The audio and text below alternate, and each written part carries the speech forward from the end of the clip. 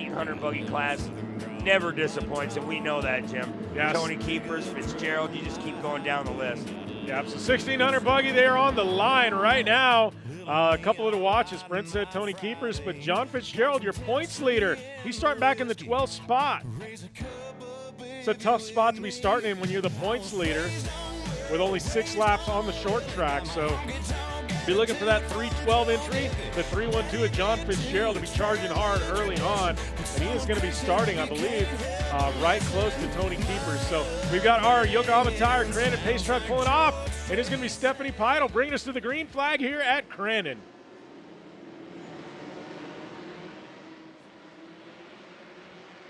And we are going racing here in 1600 buggy. Stephanie Peidel with a hole shot, Brent. Look at that pink buggy getting the hole shot. Yeah, Peidel, she did a nice job coming on that hole shot there. 2x2 start. Normally we come into turn 1, 10, 7, 8, 9 wide, no matter what.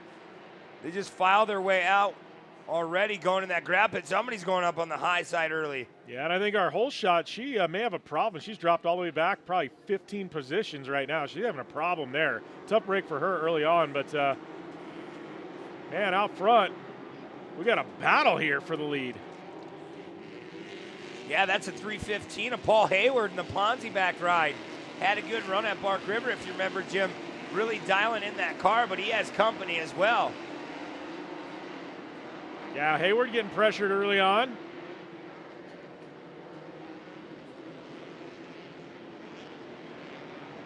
Hayward's leaving that inside open, allowing the 300. That is Brian Holcher to get around.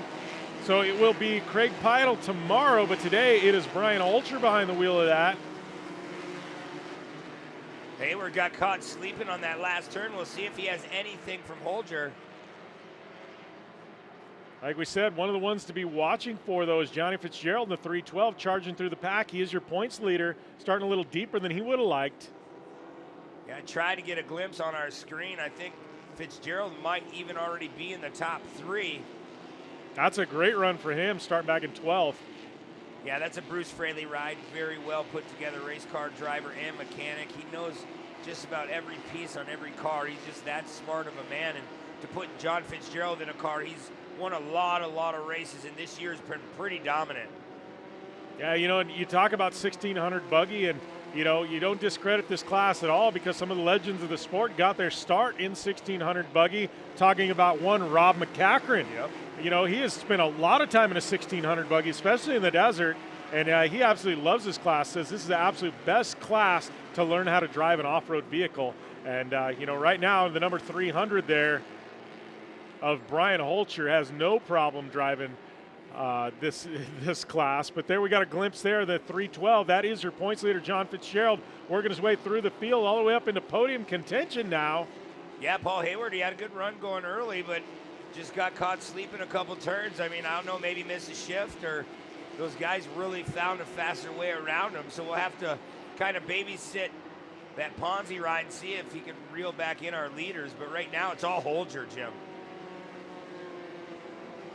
Holger with a great run going.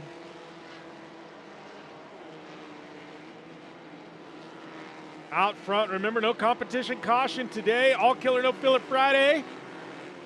Just sprint car in that car out of the gravel pit, just three-wheeling that thing. It's really hooked up nicely. The track is drying out very good. And in these conditions, we had rain. I mean, this Crandon track is so good. The track crew does a great job. The drainage is there. They know how to take care of it even under bad conditions, and you'll be racing within hours. Yeah, so it's 3 to go for our leader.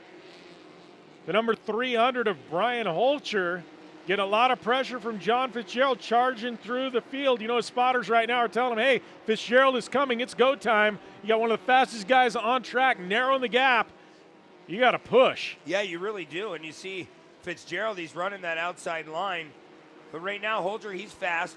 He really knows what he needs to do. His spotter, like we always like to say, is telling him what's up, how many car lengths he has. He just needs to keep driving forward. And anytime you try to think about what's behind you, you're going to go backwards.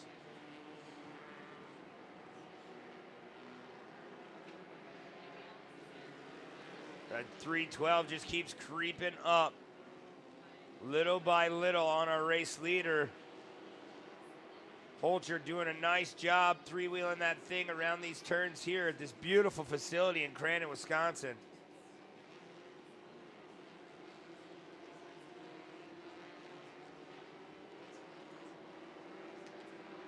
So leading, it's the 300 of Brian Holcher. John Fitzgerald in the second spot trying to chase him down. Fitzgerald coming all the way from 12th position to start the race, charging up into second. Only a couple laps remaining. I don't know if it's going to be enough time, though. With Holcher just absolutely on rails today. Holcher still holding on about 9-10 car length gap.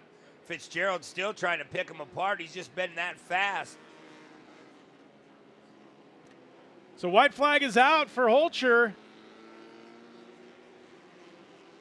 Trying to hang on, take a victory here to open things up for the weekend here in 1600 Buggy.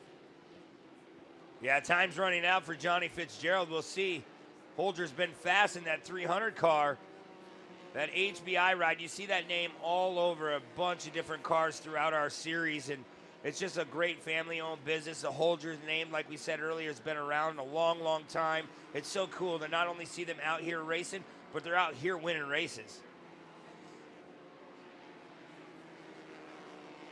Only a couple corners remaining for the number 300. Up and over the legendary leap. Man, this is a good day for Brian Holcher. Anytime you can beat Johnny Fitzgerald, hey, thumbs up. Checkered flag's going to be out, and it is going to be Brian Holcher, Johnny Fitzgerald, and Paul Hayward going to round out your top three. Boy, Hayward, he kind of went back after he led a couple laps, and sometimes that happens. Maybe the car just wasn't set up to his liking.